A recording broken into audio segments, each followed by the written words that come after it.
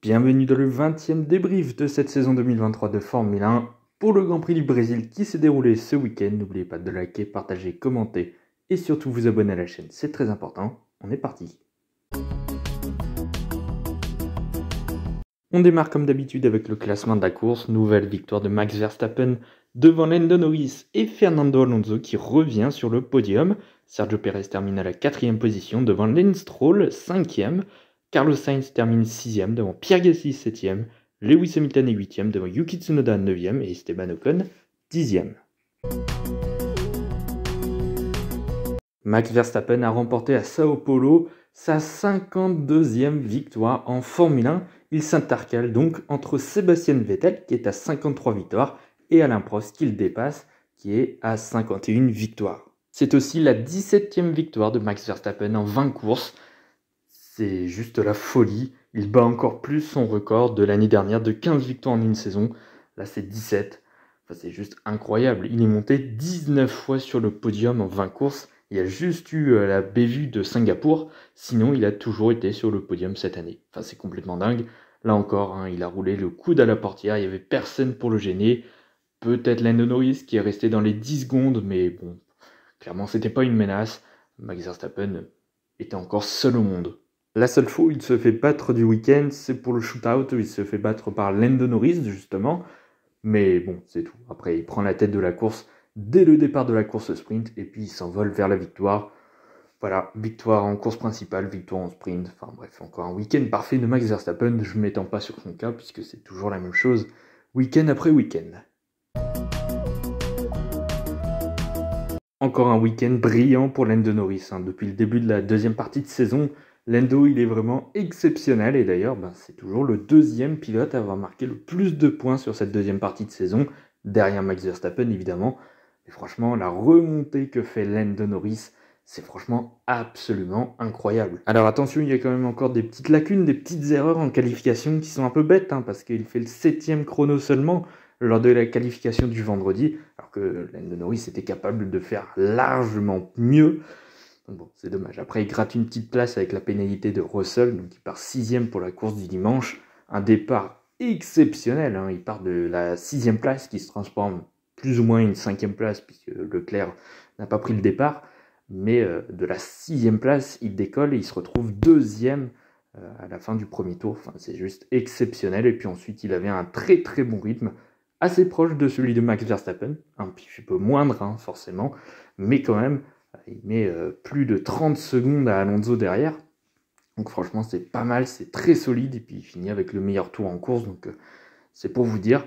Franchement, Lando, il avait un très très bon rythme. Le samedi, c'était franchement excellent. La pole position en shootout, comme quoi, comme je vous ai dit tout à l'heure, il avait le rythme pour faire de très très belles qualifications, et le vendredi et le samedi.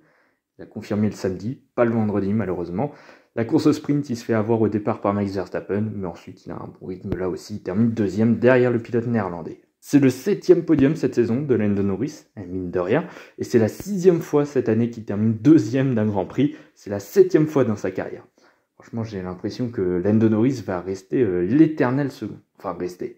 En tout cas pour cette saison. Non, je pense que Lando va remporter un Grand Prix de Formule 1 un jour. J'en suis quasiment certain. Mais ça tarde à venir en tout cas. Pourtant, franchement, il a le talent. Lando Norris, il lui manque juste encore un petit peu de performance du côté de la voiture. Mais bon, face à la Red Bull, c'est difficile de faire mieux. En tout cas, un très très beau week-end brésilien, encore une fois, pour Lando Norris. En plus, qui rentre dans le top 5 au championnat des pilotes. Franchement, quand on a vu le début de saison de McLaren et Lando Norris, avec la P17 de Bahreïn, la première course, on était loin de s'imaginer que Lando Norris pourrait jouer le top 5 au championnat des pilotes. Et encore, il peut aller chercher encore la 4e place. Il est qu'à 3 points de Fernando Alonso pour terminer 4e du championnat. Franchement, grosse saison de Lando Norris. Bravo. Aston Martin est de retour aux avant-postes. Enfin, ça faisait extrêmement longtemps qu'on n'avait pas vu Aston Martin aussi haut. Parce que franchement, les week-ends, notamment aux États-Unis, et surtout celui du Mexique, où ils étaient franchement nulle part, là, ça fait du bien. Au Brésil, ça y est, retour du podium avec Fernando Alonso, qui a fait un week-end franchement incroyable. En tout cas, une course incroyable. Alors le samedi est raté, hein, clairement, il y a cet accrochage avec Ocon en qualification, ça le fait partir seulement 15e, puis ensuite il remonte un petit peu en course au sprint, mais bon, rien d'exceptionnel. La qualification du vendredi pour la course principale est 4e, un grosse perf quand même, ceci dit derrière Lance Stroll quand même, mais ensuite la course est franchement géniale, il y avait un très très bon rythme. Malgré tout, les deux départs, le premier il est raté, il se fait dépasser par Norris et par Hamilton, il se retrouve 4e, mais il peut dépasser je crois Hamilton, ou c'est sur le deuxième départ, j'ai un petit doute, mais le deuxième départ aussi est assez moyen, il a failli se faire avoir par Russell, heureusement au frein il reste devant, mais ensuite le rythme de course était franchement très très bon, et il résiste quasiment la moitié de la course à la Red Bull de Sergio Pérez. Franchement, j'ai cru que ça n'allait pas tenir. Pérez avait quand même du rythme, hein, à un moment donné, il faisait une belle remontée, et puis il a buté sur Fernando Alonso. Les derniers tours entre le Mexicain et l'Espagnol étaient franchement incroyables. Et puis ça s'est joué pour 53 millièmes sur la ligne. Dans la dernière ligne droite, Pérez est remonté avec le DRS, mais Alonso a résisté. Déjà que le Mexicain l'avait dépassé dans l'avant-dernier tour, il a réussi à le repasser dans le dernier tour. Franchement, le dernier tour était franchement dingue entre Pérez et Alonso. C'est l'Espagnol qui a gagné, et c'est l'Espagnol qui monte sur le podium. Le 8e cette saison, quand même. Ce qui me fait dire que ça a été un très bon week-end et une voiture qui a été très performante ce week-end pour Aston Martin, c'est que Lance Stroll a fait un très bon week-end, lui aussi, peut-être le plus solide de cette saison pour le pilote canadien. Alors comme pour Alonso, le samedi, ça a été très compliqué, il est victime du drapeau rouge avec l'accident entre Alonso et Ocon en Q1, du coup il se fait éliminer, il ne partira que 17e, mais lui aussi fait une belle remontée, il finit 12e, juste derrière Alonso, donc c'était plutôt pas mal.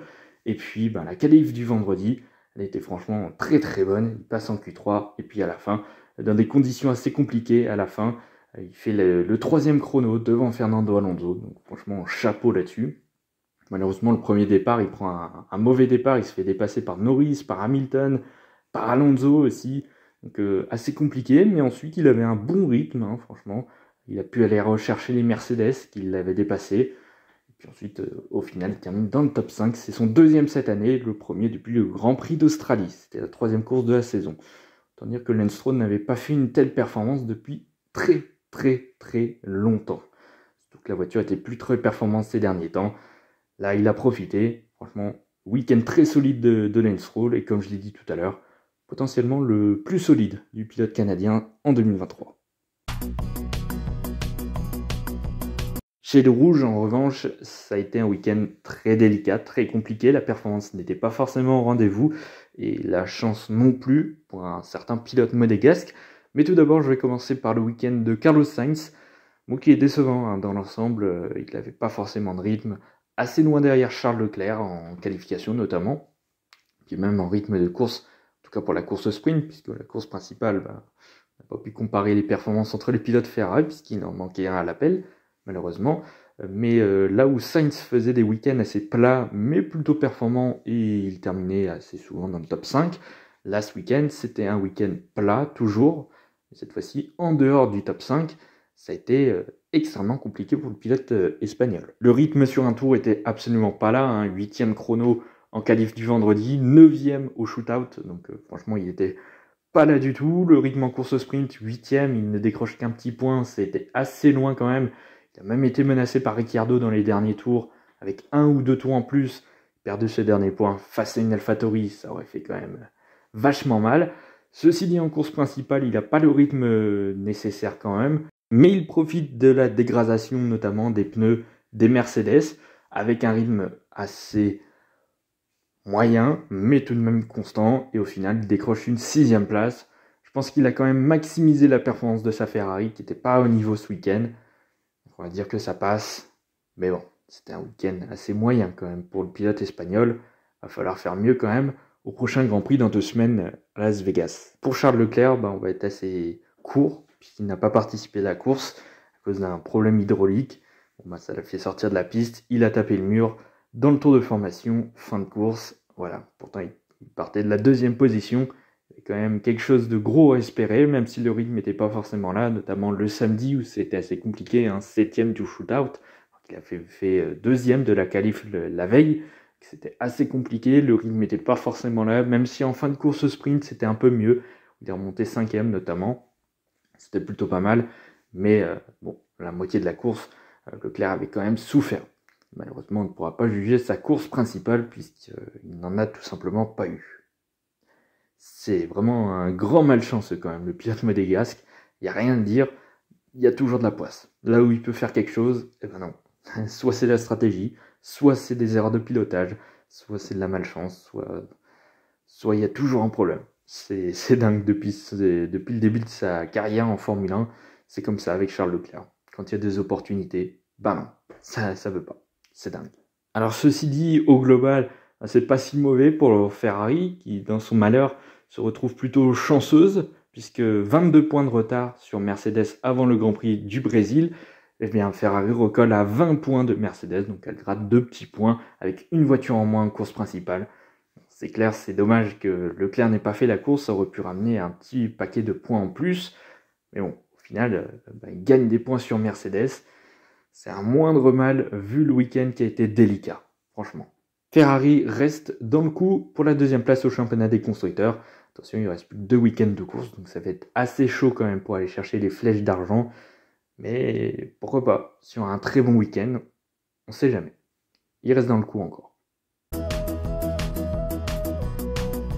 Un week-end qui commençait mal pour Alpine et qui finit plutôt bien puisque oui, les deux Alpines terminent dans le top 10. Surtout une très belle course de Pierre Gasly notamment, qui partait de la 15e place avec 2 places de pénalité pour avoir gêné les pilotes dans la voie des stands lors de la qualif du vendredi. Il s'est pris 2 places de pénalité, mais bon, qu'importe, la qualif était quand même ratée. Bon, ça l'a fait descendre de 2 places supplémentaires. Du coup, Pierre, il partait assez loin sur la grille, 15e. Et au final, il avait un très bon rythme, franchement, notamment avec les pneus soft, où il a notamment signé le meilleur tour en course à un moment donné. Très bon rythme. Il a pu même s'offrir les Mercedes, c'est pour dire. Et au final, il termine à une très très belle place, 7e à l'arrivée. Donc, ouais, très très bon Grand Prix de la part de Pierre Gasly. Je suis très content de sa part. Après un week-end mexicain assez délicat, mais là il s'est repris, et notamment du vendredi et du samedi, où ça a été compliqué pour Pierre Gasly, mais même globalement pour Alpine.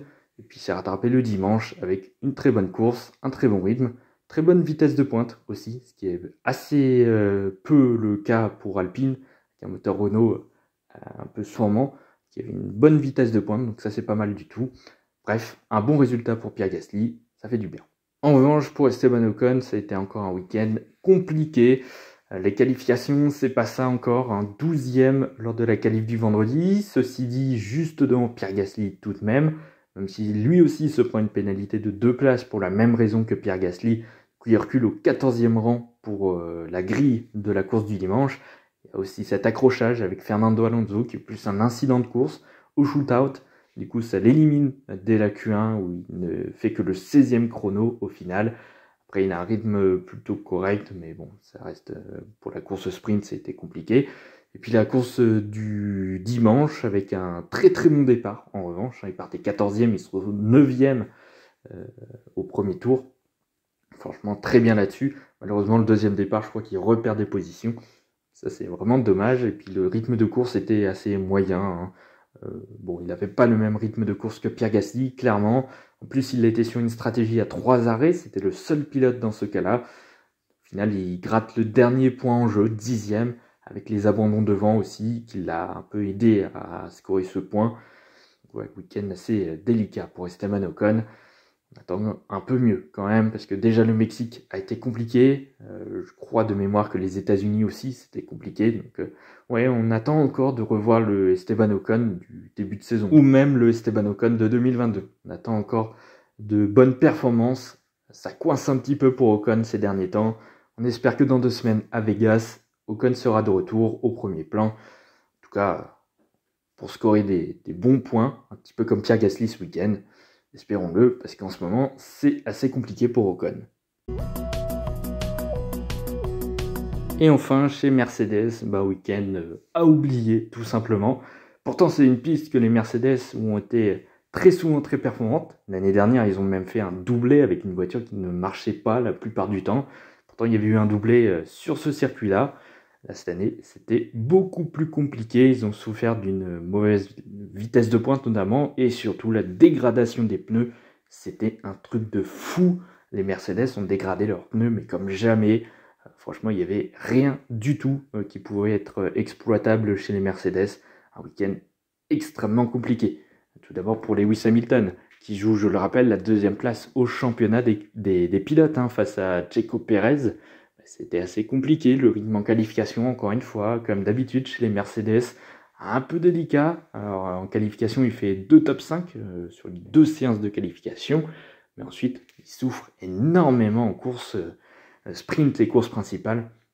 Franchement, à la fin de la course sprint, il était vraiment nulle part. Il se fait dépasser par Yuki Tsunoda avec l'AlphaTauri. C'est complètement dingue. Et puis en course principale, il se fait dépasser même par l'Alpine de Pierre Gasly qui partait pourtant 10 places derrière. Enfin, c'est fou au final. Un week-end très délicat et il ne marque que 6 points de ce week-end brésilien pour Lewis Hamilton sur une piste qu'il apprécie énormément et là où il a gagné aussi. Ce week-end, clairement, c'était pas son week-end au pilote britannique. Et puis, même chanson aussi pour George Russell. Là aussi, les dégradations qui étaient extrêmement compliquées. Mais encore une fois, Russell, il est quand même un cran en dessous de Lewis Hamilton. Depuis plusieurs week-ends maintenant, on voit un George Russell qui n'est plus forcément dans le rythme, heureusement. Alors, en qualification, il se place juste derrière Lewis Hamilton à la 6e place. Malheureusement, lui aussi a gêné des pilotes et il se prend une pénalité de 2 places, donc il ne part que 8e. Le samedi, par contre, est très bon. Très bon samedi avec la 4e place au shootout, donc c'est devant Lewis Hamilton. Un bon rythme dans l'ensemble, malheureusement, à la fin, ça se dégrade complètement. Les pneus, il avait pris un très bon départ où il se retrouvait 2e, et puis au final, il s'est refait dépasser par Norris et Perez. Et à pas grand chose, je crois. Leclerc n'était pas très loin, donc malheureusement, ça ne l'a pas fait pour le podium, mais au final, une 4e place avec la dégradation comme ça, c'est pas si mal. Malheureusement, la course principale, c'était pas pareil. Il n'y avait pas du tout de rythme pour George Russell, et à la fin, ça s'est soldé par un abandon. Donc, week-end très délicat pour Mercedes, qui avait un peu plus de rythme que Ferrari ce week-end, qui au final perd 2 unités sur Ferrari. Il n'y a plus que 20 points d'écart entre la marque allemande et l'écurie italienne. Donc, attention, c'est pas terminé pour cette bataille à la 2e place. Il reste plus que 2 week-ends. Mercedes devrait rester devant. Attention quand même, parce que s'il y a un week-end qui ne fonctionne pas pour Mercedes entre Las Vegas et Abu Dhabi, c'est la 2e place qui pourrait leur passer sous le nez.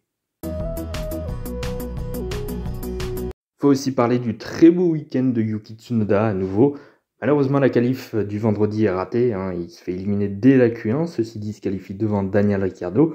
Mais après, le samedi et le dimanche est vraiment très très bon au shootout. Il se qualifie à la 6e position. Franchement, très très belle qualification. Et il reste à la même position en course sprint. Il a un bon rythme. Il s'offre même la Mercedes de Lewis Hamilton, c'est pour dire. Et il inscrit 3 gros points pour AlphaTauri avec cette 6e place à la course sprint. Et puis la course principale, là aussi, il arrivait à un très bon rythme. Il a fait une très belle remontée parce que il partait 16e. Au final, il gratte 2 points, il termine 9e. Mais malheureusement, il pouvait faire quand même bien mieux. Parce que Tsunoda a fait quand même quelques petites erreurs, notamment dans le dernier virage, où il met des roues dans l'herbe et donc il perd tout simplement de la vitesse. Et vu que c'est toute la ligne droite qui est conditionnée après, il perd 1 ou 2 places avec ça. Et puis ensuite, dans un freinage, il bloque les roues.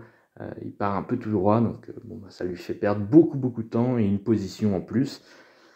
Donc c'est dommage, il pouvait faire encore mieux je pense, mais bon, il gratte encore des points, ça fait 5 points en plus pour AlphaTauri qui revient à 7 points de Williams pour la 7e place. Attention, AlphaTauri peut bien finir 7e du championnat, alors pourtant la moitié de la saison ils les ont passés tout simplement dernier.